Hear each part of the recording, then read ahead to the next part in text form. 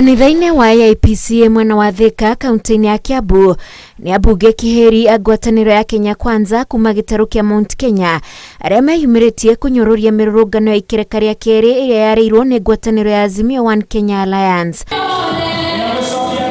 Abunge aya arĩa maumagarĩtie Minister wa Iganda Moses Kuria igongona-inĩ rĩa gũcokia ngatho na famĩlĩ yake marauga mĩrũrũngano ĩno ya kũroria bũrũri hathara-inĩ angĩkorwo ndĩgũteanĩrio kuona biacara nyingĩ itikarutĩka na planning yarĩka nĩguo execution ĩthianake na mbere. Koguo na andũ arĩa marabanga maandamano tunawaambia wapatie serikali nafasi. Wale wananchi wanaibiwa simu, wanapigwa, wanangoja to be protected by the government and we are the government.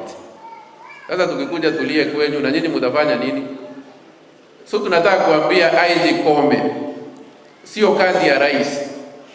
Wewe umepewa kazi Kome, acha kufanya press conferences. Tunakungoja kesho tuone vile utadili na Raila. Mũmbunge thutha wa ũngĩ atongoria aya makaruta mĩkana ya kumbũrania arĩa marekwĩra maya gũkorwo makĩhuhĩrĩria gĩcinga kĩa mĩrũrũngano, makiuga amwe ao nĩ atongoria nene. Atuambie kama ana support maandamano. Tumemsikia akisema Raila bado ni mkubwa yake na ndio president wake. Please stop financing baba. Ndio William Ruto aweze na serikali yake iweze kufanya kazi ambao tumesema tutafanya kwa wakati huu.